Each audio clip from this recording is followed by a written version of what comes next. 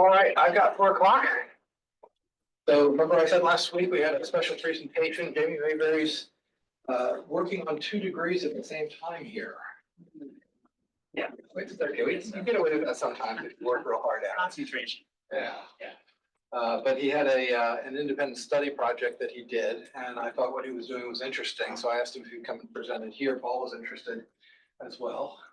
If you don't know, Dr. Brooks is the chair of the information systems. I know you guys know him. Some of you on that, and Jeannie Stacy is our project sponsor and our mystery organization that's helping us. Jamie works full-time for Comcast and has been there for a number of years and seems pretty happy with it at the moment. Yeah, pretty happy. We're definitely making some changes, but yeah. Told me they have 5,000 people involved in software development. Much bigger than I would have guessed, as far as having that many people in there, but kind of interesting. And so you had a sort of a ulterior motive as well with this. Was that other door locked? Then. Anyway, so Jamie, I'll let you take it away, and you guys feel free to jump in and ask your questions. Yeah, okay, so as Peter said, Jamie, so let's wanted to kind of go through impact of GenAI on individuals in business with you. My research project for the semester. And so feel free to stop me and ask questions. And we'll make this a little interactive. So as Peter said, I've been in software for like 25 years with Comcast, and I've been in telecom. I've done Cricket Wireless, AT&T, and now I went to Comcast to help them launch Xfinity Mobile. So mostly I've been working in cellular phone systems that kind of run what we call the BSS side, the business support system side of applications. So if you've ever walked into an Xfinity store, you know, the screen those reps are looking at, those are the systems that we build. I work with a lot of teams to build those. So that's me. So then let's talk a little bit about GenAI, this project. So this is the future of work. And I put these 2 pictures up here to kind of show you where things are going based on this whole semester's worth of research. So how many of you are using GenAI right now? Like ChatGPT, Claude, right? And how many of you are using it every single day? And how many are using it basically for everything you do? So that's where things are going. So this concept of the digital assistant, AI being your assistant to do tasks and everything, both at an individual level and at a group level in meetings and in teams. That's where all the research says things are going. That's where Microsoft is investing millions and millions of dollars into their Copilot system, their team system. At Comcast, we work closely with Microsoft, and we're trialing some of their team software. You know, they're recording meetings and they're giving summaries to people so they can go to 2 or 3 meetings at a time. So this is the future of work and where things are going. So those of you that got to learn how to use and operate GenAI, that's the kind of thing we're getting. And so this project was kind of I did all the research to kind of help explain GenAI and then how businesses and individuals can start to learn and use it. So I did a lot of research, a lot of training, a lot of reading. I did 10 interviews from the CTO of Comcast to heads of Accenture Consulting and AI to a number of AI consulting firms and their CEOs, just to kind of poll and see how things are going and start to pull all this information together. And then I've kind of built a very simple prototype for all of you to see. Okay, so most of you may know most of this, but let's do a really quick overview of GenAI. So we have the interface. That's usually text-based. Most of you are probably used to the text-based. Has anyone started using some of the chat for the audio version, the new Gemini or the ChatGPT's talking interface yet? Anybody using those yet? Seen the commercials for Google, the Gemini saying, hey, just have a conversation with AI? Their Gemini is still a little behind everyone. OpenAI and ChatGPT, their new voice system is a lot better. And they have you can have a conversation with it, ask it questions, and talk to it. So that's the interface. The interface will also be moving to video and visual. OpenAI has the capability to do visual interface and interaction. They have not launched it yet to the public. They're still afraid of what it would do and what it could mean and how to turn it into a product. But pretty soon, Microsoft is also working on things like Copilot will understand your entire computer, your desktop, all your files, all your emails, visually look at what you're doing, and it'll help and assist you doing things and automating things. So those things are coming, those are in trials, and those are out there already. So those are the interfaces. Quick question on the audio interface. I think most people would find it really distracting at work if you were starting to talk to something that wasn't there. But you work from home largely, and so for you, it's no problem. Do you think that's going to have an impact on anything, or will people be able to adjust to that somehow? Because I love Siri. I can go down the road, and I can have it create an email for me and send it while I'm driving and things like that. But I wouldn't want to do that next door, and I certainly wouldn't want to do it in my office because it looks strange enough as it is, It'll definitely be interesting on how that works, because people will be in meetings with their assistant chatting, saying, walking in late to a meeting or a class and saying, hey, what just happened in this class? What did I miss? Play me back, summarize the audio for the last 5 minutes for me. Did you cover anything interesting in class last night? Yeah, like that, right? So it'll be interesting to see how that works. Yeah. Is it the final? So that's the interface. And then the core of the large language model, two parts. I've tried to summarize this as basic as possible, but the NLU engine, the natural language processing, which is an understanding, just turning our language and any of our spoken and communicated languages into machine language, along with the context, understanding what it means and what it really is trying to mean. And then there's the core of the large language model. There's a handful of ways to do this, but most of them are these big neural networks that have been trained on trillions and trillions of pieces of information, right? Like ChatGPT has been trained on the entire internet. But it does take a while to train those, right? The best explanation I heard is, imagine taking a child and teaching them the entire human history in 6 months, right? And all the human knowledge, and they can contain and hold and have access to all of it. So that's kind of the large language models are being trained. And then the knowledge base, and this is where things are interesting. So the knowledge base is where the power starts to come in. These knowledge bases can be anything from the entire internet to your notes from this class, right? It can be very specific to a particular set of information, and you can just chat with and interact with that information. And this is where it's powerful for companies and businesses, because they can take their entire knowledge base on customer service, every customer service email and complaint, and feed it in, and people can access that, ask questions with it, learn from it, adapt to it, and even help the customers better. So that's where it becomes very powerful, is managing these knowledge bases. All right, so I just wanted to show that these systems are very complicated, very complex. They're systems upon systems upon systems with multiple knowledge bases, logins, monitoring. When you put in a prompt, it goes through multiple checks. When the answer comes out, it goes through multiple checks and profiles. I don't know if any of you have ever hit with ChatGPT the phrase that says, sorry, my protocols won't allow me to answer that. Well, that's because it's gone through and processed an answer, and then they put in new checks. They have multiple layers. Is this a security check? Is this a fraud? Is this something I shouldn't talk about? Is this political? Is this opinionated? And they keep adding to that. So there's lots and lots of systems. This is just a picture of Accenture's framework, AI framework right now. This is a very basic one, and they brought it into Comcast, and they're helping us with some software development tasks. So there's, take this and double and triple it, and that's how big some of these complex these systems can get. All right, what are companies using AI, GenAI for? So this is a survey based on maybe 3,000, 3,500 companies, and this is what they say they're using GenAI for. Marketing, IT, sales, customer service, like I said, and then a little bit on finance, legal, human resources, and product development. Now, this is a survey, and this is what companies say they're doing. And it's all in the, and you see it, GenAI in the news, and it's very popular and hyped right now.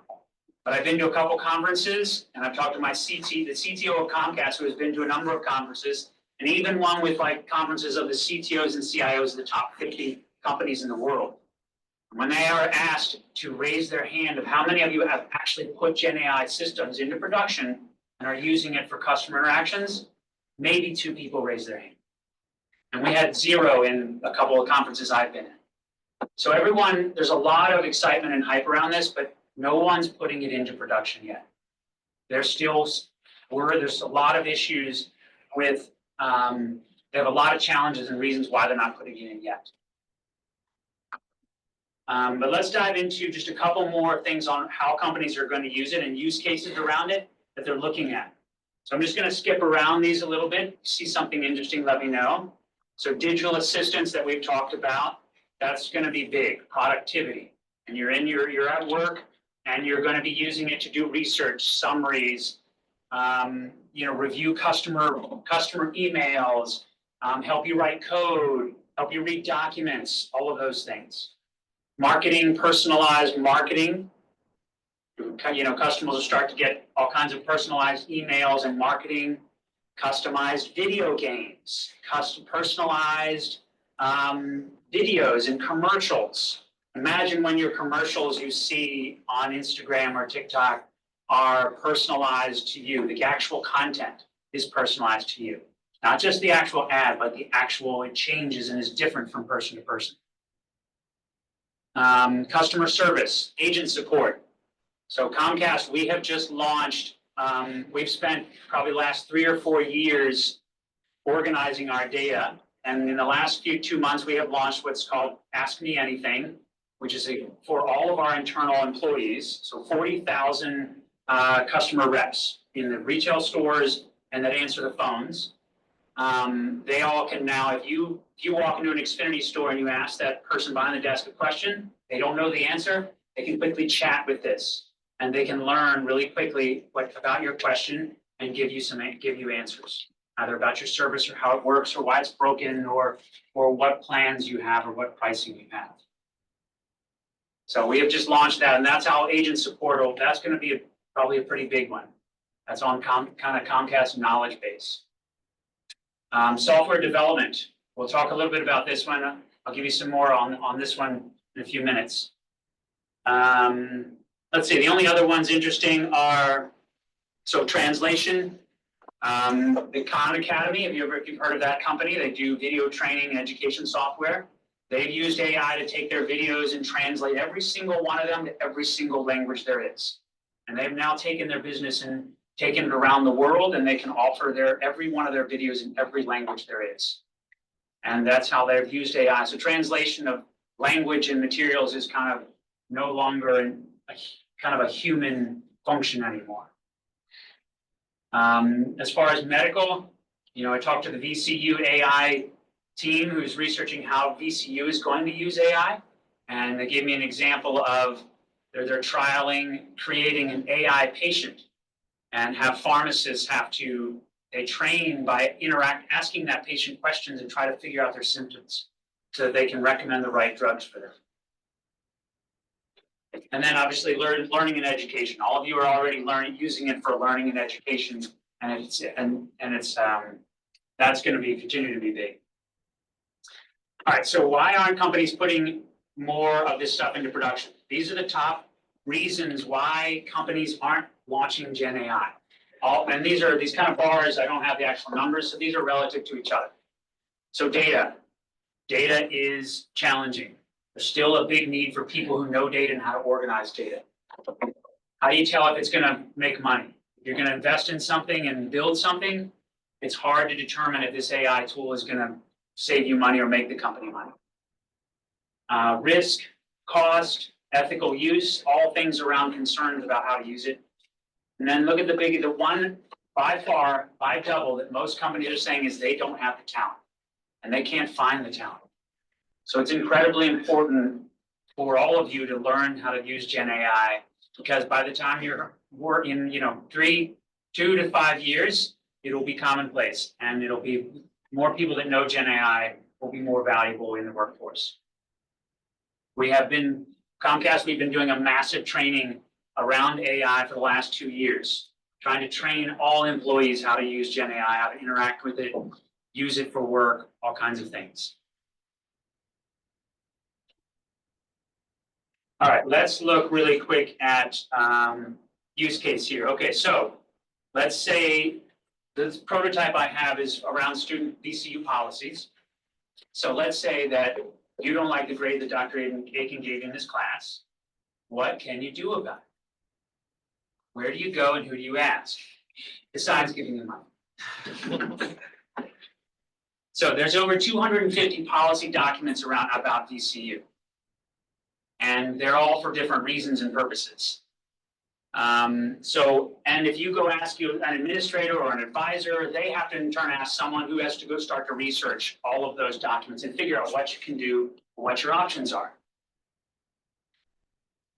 So who has used Google's Notebook LM? Good, almost everyone's used that. And you've used the podcast for it too and played with that? All right, well then you know this one already. So I put all the policies of ECUs into Google Notebook, asked it some questions like, show me, what if I have a complaint about a teacher unfairly grading me? And then now it lists out all of the options you have based on the policies.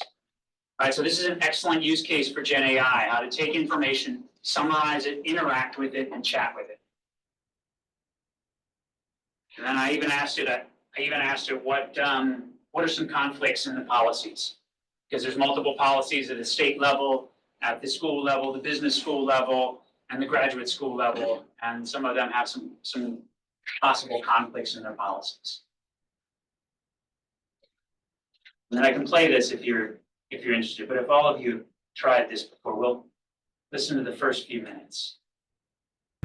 Actually looks forward to spending their precious weekend Right. buried in a stack of university policies, Nice. like trying to find like a really exciting, thriller novel in the library rule book section, That's right? right. Little Who wordy. does that? That's the only thing. But Wish they'd take some that's why we're feedback on their here. personalities. They're a We're little your too trusty wordy. guides for this stuff. Yeah. We're gonna take you on a deep dive into these VCU policies, so Absolutely. you don't have to. We got you.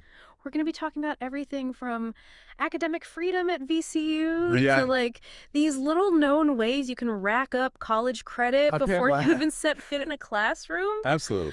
We're even going to get Tad into the... hard in All here. right, let's be real. So you get the idea, and especially if you've used it, all of you have used it before, it's a great way to summarize information and to learn.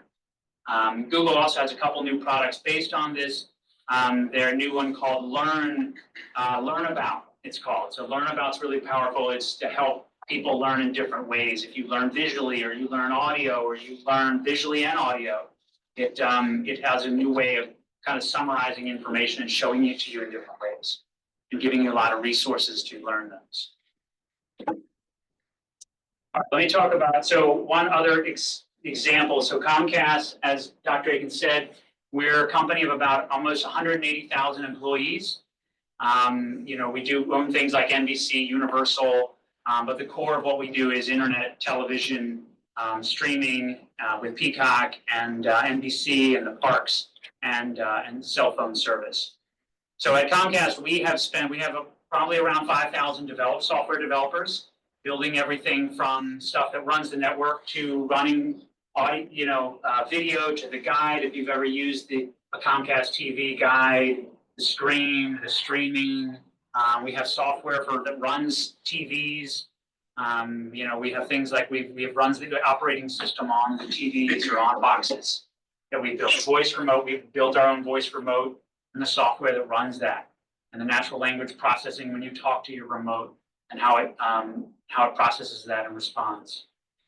So 90% of our developers now use GitHub Copilot. GitHub Copilot was bought by Microsoft and is AI for coding, and it is built into your coding environment.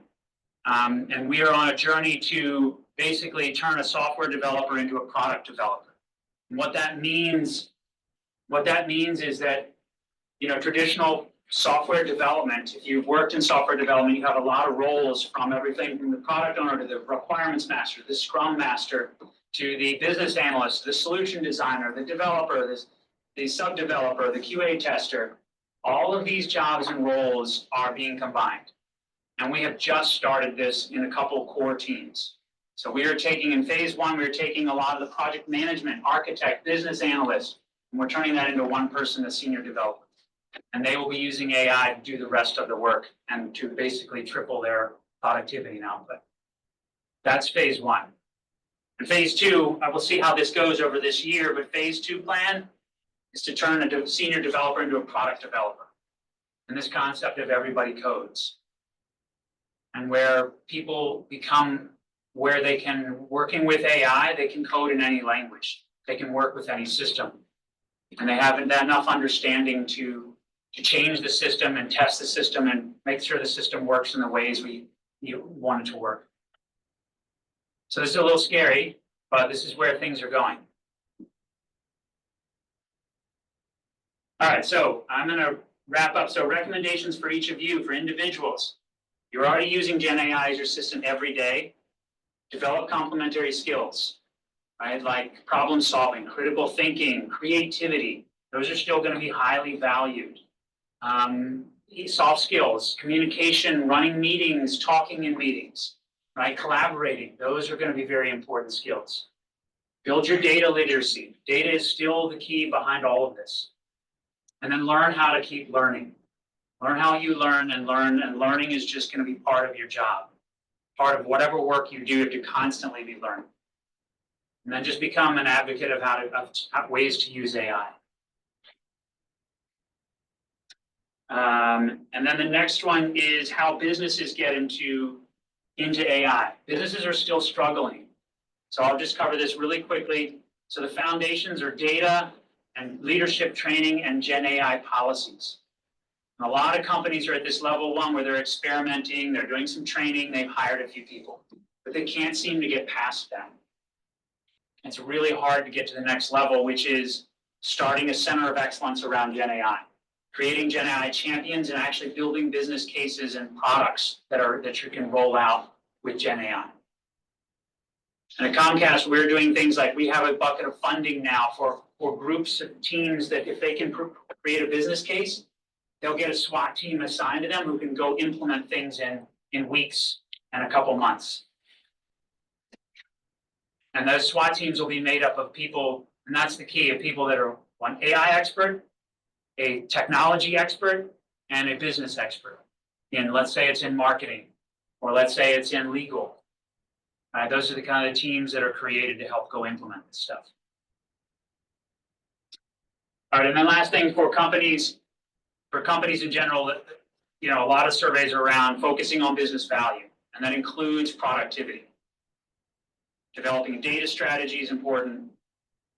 Training for AI. Companies who are not getting into these things are not doing training for their employees. And GenAI is a digital transformation. It's as big as changing as kind of, when COVID happened and we all had to really get good at video conferencing and video learning and video meetings. It's bigger than that. Every job function in the workforce will change on how it's done. And then companies have to just be patient because this stuff is very complicated. If you've seen the movie The Princess Bride, you can't rush a miracle. All right, that's it. What kind of questions? I think Jeannie's got one. Jeannie, do you want to start?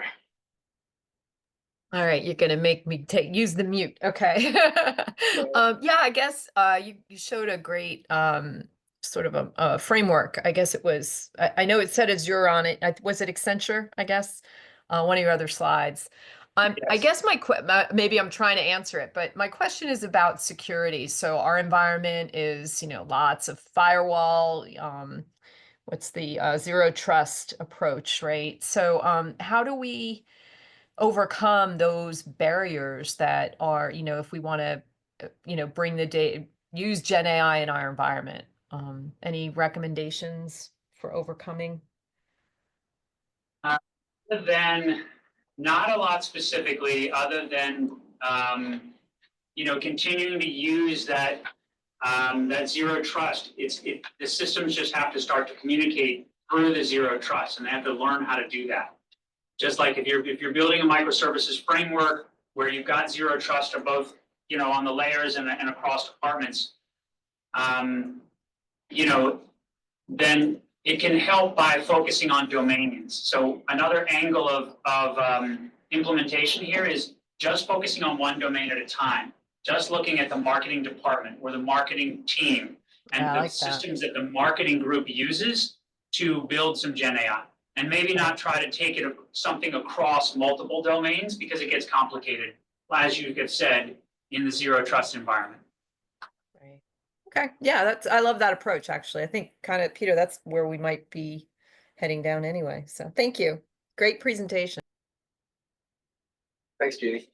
I wanted to tell you what we're doing and see if you had any suggestions for what we're doing in class. So this has been about these guys learning about a domain, in this case, detailed financial accounting. Not something any of you guys had a real, keen interest in terms of getting started. And they had to absorb a lot of federal regulations. So we discovered Notebook LM early on, and they all sucked as much as they could into this and found out that it would actually help them create RACI matrices.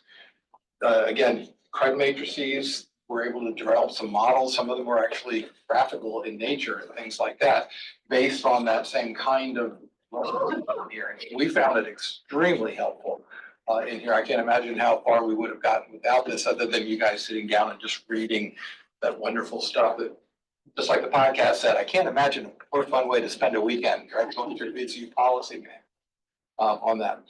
And they've all combined all of these things. And where we're having to go, interestingly enough, is into a case tool now. And of course, once we do that, we lose every bit of the AI. Yeah.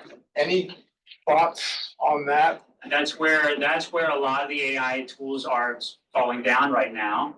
Microsoft is making a big push with their Copilot to integrate it into the desktop, across applications like that, so that you can not lose context. That's the big thing that people like use ChatGPT, use Google Notebook, and then you have to copy and paste it into something else, reformat it, and spend hours kind of redoing it. And so it's getting there, but not yet. It's app software to software, but it's getting there where either with Microsoft or screen reading, right, and macros like the old macros, right, which it would do click, click, click, click on your screen. So the GenAI taking over the interface of your computer, and you talking to it and it doing stuff very quickly, and it taking over the mouse, it taking over the typing. So those are coming, but they're still, in trials with like Microsoft. I think the system world will be picking up on that as well. Paul, question? I was going to ask what the limitations of Notebook LM were if you ran into any with 250 policies. Like, I didn't think you could upload that many documents, at least not. It's only 50. I had to combine a lot. There's Oh, limits on, it's a number of sources, so I had to combine a whole lot of them to get them uploaded. And Google is still playing with that tool. They may take it to production in pro version and enterprise version soon. They may start charging for it, and then that would increase the limit, how much you could upload and things like that. But there are other tools that are going down that same path and creating that very specific knowledge base. There's other tools that you're going to be able to just upload pointed at a bunch of documents and it'll organize. Did you get a sense of accuracy limitations, or, I mean, how good is it? The Google one's not bad. I mean, Google's still a little behind. I mean, the leaders, OpenAI and ChatGPT is still the leader. Microsoft, by partnering with them, is years ahead of Google. The G Suite and Gemini. Apple Intelligence is kind of a joke compared to OpenAI. And then the other couple ones are catching up. But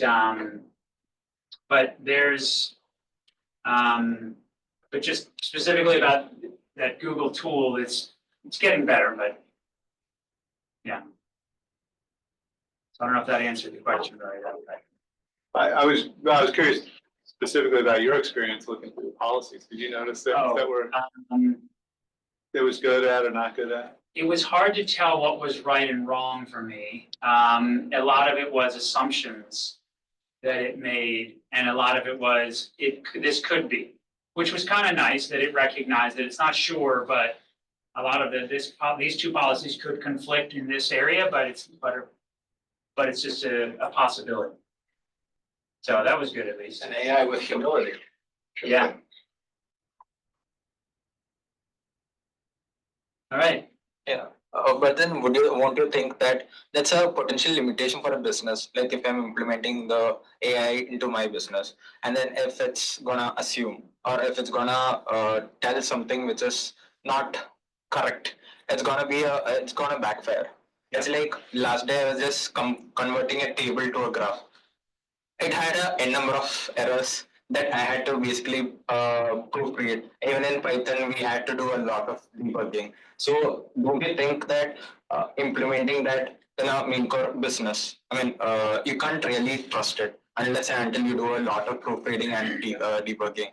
So, don't you think that's a major limitation?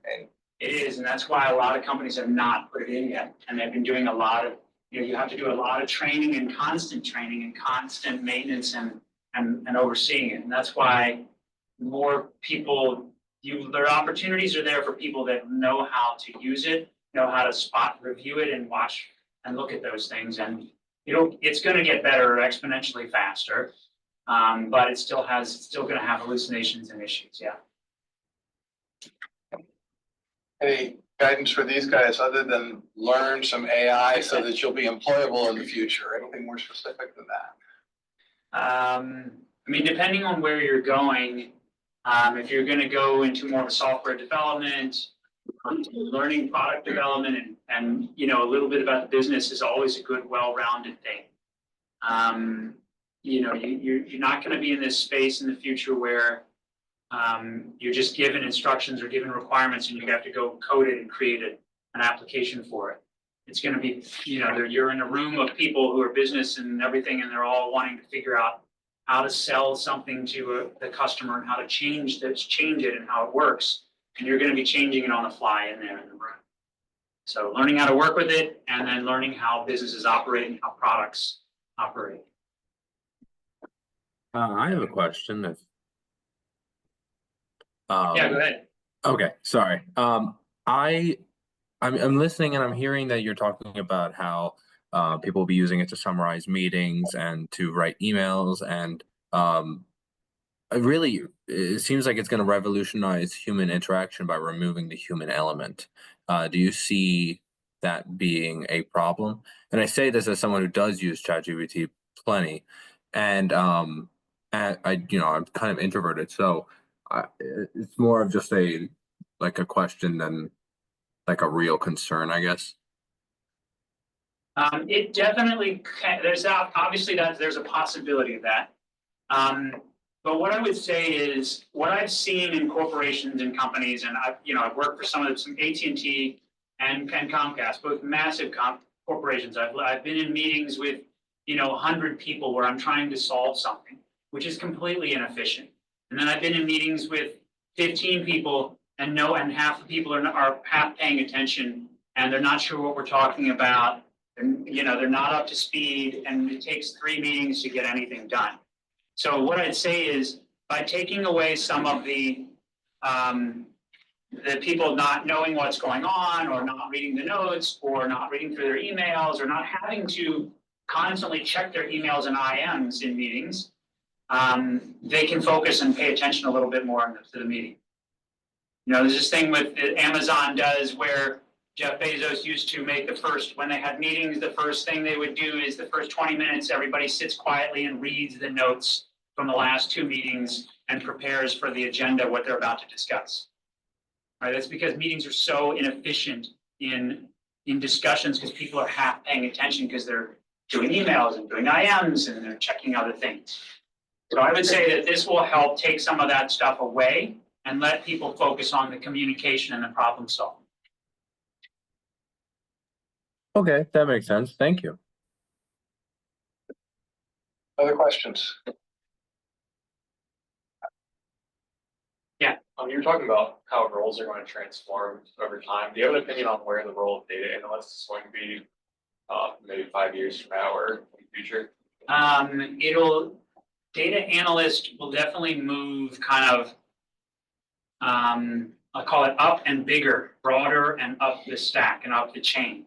It's gonna be less important to know details, but you'd be able to use AI to research and figure out details. But it's gonna be looking at things big picture and how to interpret data reports and summaries and investigate things. And it's gonna be less about operating individual tables and how to organize the data. That's not gonna be needed to be done anymore. Okay, thank you. Leverage, key concept. Yeah, knowledge and just bigger understanding of it. Jamie, thank you. Okay, you're welcome. We've already had a request for slides. Okay, yep, Thanks. we'll send you the slides. Fine, I'll get everybody else. I'll take out the 60 meg audio. There you go. All right, thank you, everybody. Thank you. All right, you guys have a quiz?